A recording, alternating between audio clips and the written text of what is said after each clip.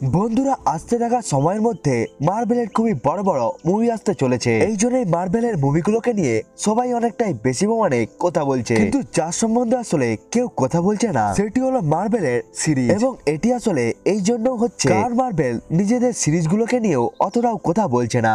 Marvel নিজের upcoming সিরিজের সম্বন্ধে কথা না বললেও এই কথাটি আসলে পুরোপুরি ভাবে কনফার্ম যে আসতে থাকা সময়ের মধ্যে মার্ভেলের খুব বড় বড় এবং অসাধারণ সিরিজ আসতে চলেছে। এই জন্যই বন্ধুরা আজকের এই ভিডিওতে আমরা এই টপিককে নিয়েই কথা বলবো এবং মার্ভেলের সেই সমস্ত টপ 10 সিরিজের সম্বন্ধে জানার চেষ্টা করব যেগুলোকে আসলে মার্ভেল খুব তাড়াতাড়ি রিলিজ করতে চলেছে। বন্ধুরা আজকের এই ভিডিওটা অনেকটা ইন্টারেস্টিং হতে চলেছে, তাই বন্ধুরা ভিডিওটিকে শেষ পর্যন্ত দেখতে ভুলবেন না। চলুন বন্ধুরা এবার অতটা বেশি মনের সময়কে অপচয় না করে এই ভিডিওটিকে শুরু করা যাক। Number 10, Agatha all along. Agatha all along হলো মার্ভেলের আসতে থাকা একটি কনফার্ম টিভি সিরিজ, যেটি আসলে এই বছর অর্থাৎ 2024 এর মধ্যে রিলিজ হতে চলেছে এবং এই বছরের মধ্যে আগাথা অল অ্যালং এর প্রথম সিজনটি আসতে চলেছে, যেটি আসলে রিলিজ হবে 18 সেপ্টেম্বর থেকে। এবং এই সিরিজের মধ্যে আসলে টোটাল 9টি এপিসোড থাকবে। এই সিরিজের মধ্যে বেসিক্যালি আগাথা স্টোরিকে দেখানো হবে। এবং যদি আমরা কথা বলি এর ইভেন্টের সম্বন্ধে, তাহলে আমরা এই সিরিজের মধ্যে ওয়ান্ডাভিশন হয়ে যাওয়ার পর পরের ঘটনাগুলোকে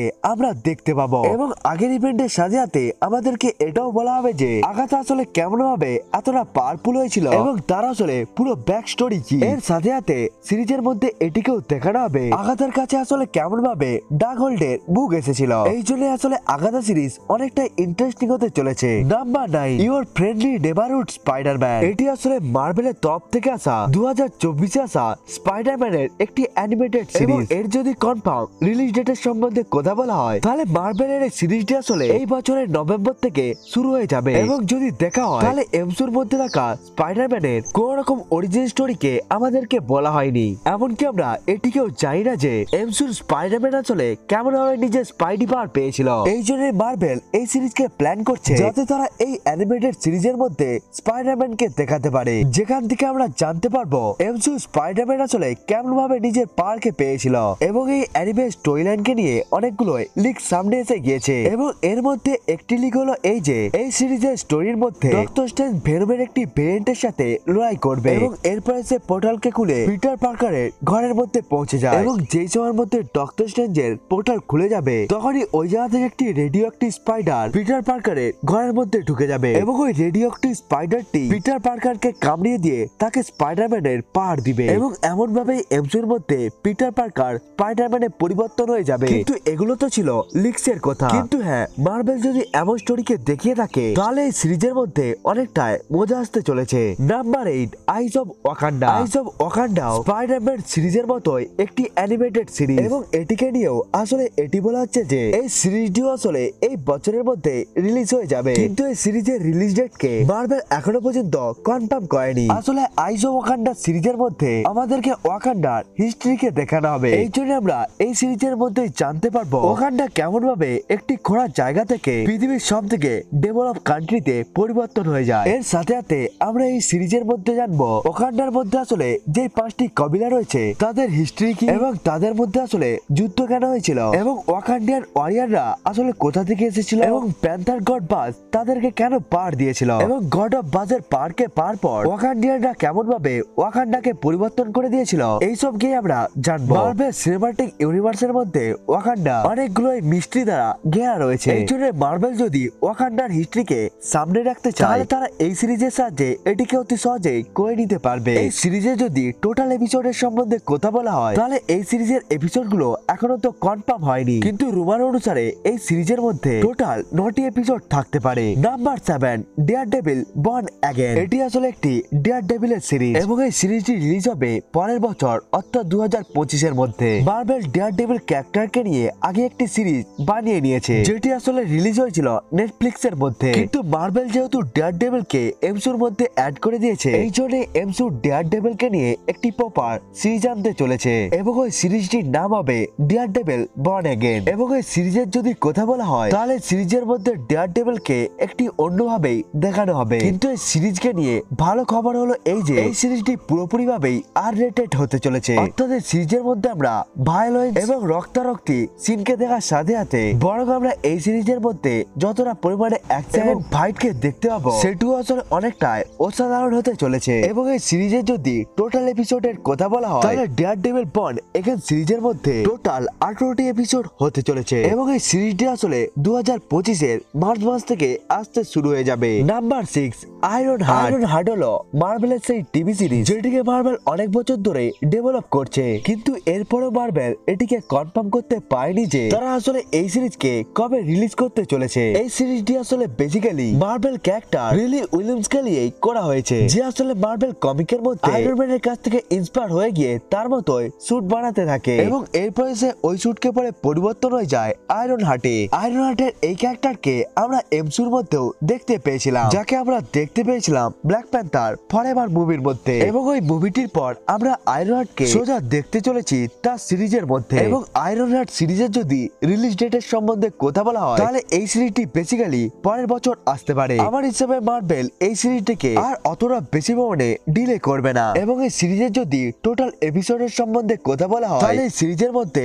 টোটাল 6টি এপিসোড আসতে চলেছে। এবং আয়রন হার্ট সিরিজের যে মেন ভিলেন হতে চলেছে তার নাম হলো the hood. Number 5, Nova. Marvel অনেকটা সময় ধরে নোভা সিরিজকে নিয়েও কাজ করছিল এবং এটিকে আসলে মার্ভেল কিছু সময় আগেই কনফার্ম করেছিল। নোভা মার্ভেলের সবথেকে জনপ্রিয় ক্যারেক্টারদের মধ্যে একজন হয়ে থাকে। এই জন্য মার্ভেল স্টুডিও খুব তাড়াতাড়ি এটিকে এমসিইউর মধ্যে অ্যাড করতে চাইছে। এই জন্য মার্ভেল নোভা সিরিজের মধ্যে সবথেকে প্রথমে নোভা ক্যারেক্টারকে ইন্ট্রোডিউস করাবে এবং এরপরে মার্ভেল নোভা ক্যারেক্টারটিকে মার্ভেল সিনেমাটিক ইউনিভার্সের মধ্যেই অ্যাড করে দিবে। আপনারা যদি নোভাকে না জেনে থাকেন তাহলে আমি আপনাদেরকে বলে দিই যে মার্ভেল কমিকের মধ্যে নোভা খুবই একটি ইয়ং সুপারহিরো যার আসল নাম হলো রিচার্ড রাইডার। সে বেসিক্যালি নোভা কপের মেম্বার। এই জন্য সে পৃথিবী থেকে বাইরে দেখে পৃথিবীর বাইরে থাকা মনস্টারদের সাথে সে লড়াই করে এবং এইভাবেই সে পৃথিবীকে সুরক্ষাও করে থাকে। নোভা টিভি সিরিজ আসলে 2026-এর মধ্যে আসতে চলেছে, কিন্তু সিরিজের নাম, সিরিজের মেন ক্যারেক্টার এবং রিলিজ ডেটকে ছাড়া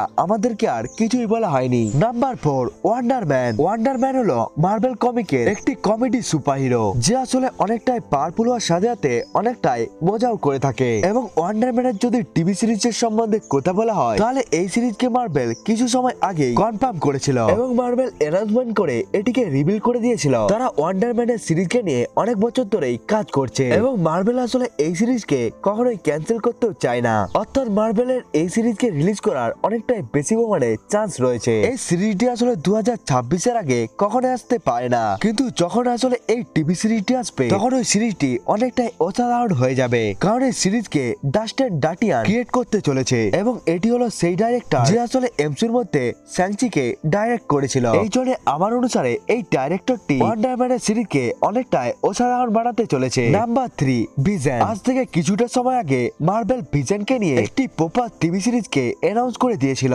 যে সিরিজের আসলে নাম রাখা হয়েছিল হোয়াইট ভিশন। এবং হোয়াইট ভিশন এই জন্যই কারণ এমসিইউর মধ্যে ভিশনকে থ্যানোস মেরে দিয়েছিল। এই জন্য যখন ওই ভিশনকে ঠিক করা হয় তখন তার মধ্যে কিছুটা পরিমাণে চেঞ্জ করে দেওয়া হয় এবং তার কালারকেও পুরোপুরি ভাবে চেঞ্জ করে দিয়ে হোয়াইট কালারের করে দেওয়া হয়েছিল, যার ফলে এমসিইউর মধ্যে ভিশন পরিবর্তন হয়ে গিয়েছে হোয়াইট ভিশনে। এবং মার্ভেল এটিকে দেখেই এই সিরিজের নামকে রেখেছে হোয়াইট ভিশন, কিন্তু মার্ভেল আগে গিয়ে এই সিরিজের নামকে চেঞ্জ করে দেয় এবং তারা ওই সিরিজের নাম রাখে ভিশন কোয়েস্ট। ভিশন কোয়েস্ট আসলে সাল 2026-এর মধ্যে রিলিজ হতে চলেছে এবং এই সিরিজের মধ্যে টোটাল 9টি এপিসোড হতে চলেছে। এবং এই সিরিজকে নিয়ে গুরুত্বপূর্ণ কথা হলো এই যে এই সিরিজটি আসলে একটি ট্রিলজির পার্ট হতে চলেছে, যে ট্রিলজির প্রথম পার্ট ছিল ওয়ান্ডা ভিশন সিরিজ এবং এর দ্বিতীয় পার্টটি হতে চলেছে আগাথা অল অ্যালং সিরিজ এবং এই ট্রিলজির শেষ পার্টটি হতে চলেছে ভিশন কোয়েস্টের সিরিজ। ভিশনের সিরিজকে নিয়ে গুরুত্বপূর্ণ কথা হলো এই যে এই সিরিজের মধ্যে দিয়েই এমসিইউর আল্ট্রন আবার কামব্যাক করতে চলেছে। Number 2, moon night season 2। Moon নাইটের আসলে সিজন 1 সাল 2022-এর মধ্যে রিলিজ হয়েছিল এবং মুন নাইটের সিরিজকে মার্ভেলের সবথেকে বেস্ট টিভি সিরিজের মধ্যে একটি সিরিজ মনে করা হয় এবং এই সিরিজকে আমি অনেকটাই বেশি পরিমাণে পছন্দ করেছিলাম। মুন নাইট সিরিজটি আসলে বেসিক্যালি মার্ভেল ক্যারেক্টার মুন নাইটের উপরে ভিত্তি করে বানানো হয়ে থাকে, যেখানে সে নিজের পাওয়ারকে পায় মুন গড খনসুর কাছ থেকে। যেহেতু এখন মুন নাইটের কাছে একটি গডের পাওয়ার রয়েছে এই জন্য সে অনেকটাই বেশি পরিমাণে পাওয়ারফুল, কিন্তু মুন নাইটের আসলে অনেকগুলোই পার্সোনালিটি রয়েছে। এই জন্য মুন নাইট প্রত্যেকটি পার্সোনালিটির সাথে লড়াই করে থাকে। এসব ছাড়াও তার একটি পার্সোনালিটি এমন অনেক কাজকেও করিয়ে দেয় যেগুলোকে আসলে মুন নাইট কখনোই করতে চায় না। এবং এই মুন নাইট সিরিজেরই সেকেন্ড পার্ট আসতে চলেছে এবং এই সিরিজটিও আসলে 2026-এর মধ্যে রিলিজ হতে চলেছে এবং সিজন 2 এর মধ্যেও সিজন 1 এর মতোই 6টি এপিসোড হতে হতে চলেছে। Number 1, what if season 3। যে টিভি সিরিজটি আসলে মার্বেল অনেকটাই বেশি পরিমাণে টাকা দেওয়ার সাথে সাথে জনপ্রিয়তা নিয়ে এসেছিল, ওই টিভি সিরিজটির নামই হলো মার্বেলের what if series. What if series basically একটি অ্যানিমেটেড সিরিজ এবং এর যদি টোটাল সিজনের কথা বলা হয় তাহলে এখনো পর্যন্ত এর 2টো সিজন এসে গিয়েছে এবং এর প্রত্যেকটি এপিসোডকেই মানুষেরা অনেকটাই পছন্দ করেছে। এই জন্য এই বছরে D23 এক্সপোর মধ্যে মার্বেল হোয়াট ইফ এর সিজন 3 কেও অ্যানাউন্স করে দিয়েছে এবং এই সিরিজকেও আসলে 2026 এর মধ্যে রিলিজ করা হবে। অর্থাৎ আমরা সাল 2026 এর মধ্যে মার্বেলের অনেকগুলোরই হোয়াট ইফ এর সিচুয়েশনকে দেখতে পাবো, যেটি হয়তো সিজন 1 এবং সিজন 2 এর থেকেও ইন্টারেস্টিং হতে চলেছে। এবং যেমন ভাবে সিজন 1 এবং সিজন 2 এর মধ্যে 9টি এপিসোড রয়েছে, তেমনই হোয়াট ইফ সিরিজের সিজন 3 এর মধ্যেও 9টি এপিসোডই রয়েছে এবং এই সিরিজটির সাথে সাথেই মার্বেলের হোয়াট ইফ সিরিজটি শেষ হয়ে যাবে। বন্ধুরা, মার্বেল এই 10টি সিরিজকে ছাড়াও খুব তাড়াতাড়ি আরেকটি সিরিজকে আনতে চলেছে, যেটি হতে চলেছে মার্বেলের জম্বি সিরিজ। আমরা মার্বেলের হোয়াট ইফ সিরিজের মধ্যে প্রপার একটি জম্বি সিরিজকে দেখতে পেয়েছিলাম, যেখানে আমাদেরকে মার্বেলের সমস্ত জম্বি ক্যারেক্টারকেই দেখানো হয়েছিল, কিন্তু মার্বেল এখন ওই সমস্ত ক্যারেক্টার গুলোকে নিয়েই একটি জম্বি সিরিজ আনতে চলেছে। কিন্তু মার্বেলের জম্বি সিরিজটিও মার্বেলের হোয়াট ইফ সিরিজের মতোই অ্যানিমেটেড সিরিজ হতে চলেছে এবং এই সিরিজের মধ্যে টোটাল 4টি এপিসোড হতে চলেছে এবং মার্বেল জম্বি সিরিজটি আসলে আমাদেরকে অনেকটাই মজা দিতে চলেছে। এই জন্য আমিও মার্বেলের জম্বি সিরিজকে নিয়ে অনেকটাই এক্সাইটেড। বন্ধুরা, এটাই ছিল মার্বেলের আপকামিং 10টি টিভি সিরিজ। বন্ধুরা, এই সমস্ত টিভি সিরিজের মধ্যে আপনি কোন সিরিজকে নিয়ে অনেকটাই বেশি পরিমাণে এক্সাইটেড সেটিকে আপনারা কমেন্ট করে বলতে ভুলবেন না। বন্ধুরা, আজকের এই ভিডিওটা এতটা পর্যন্ত, দেখা হচ্ছে অন্য একটি ভিডিওতে, ততক্ষণের জন্য বাই বাই।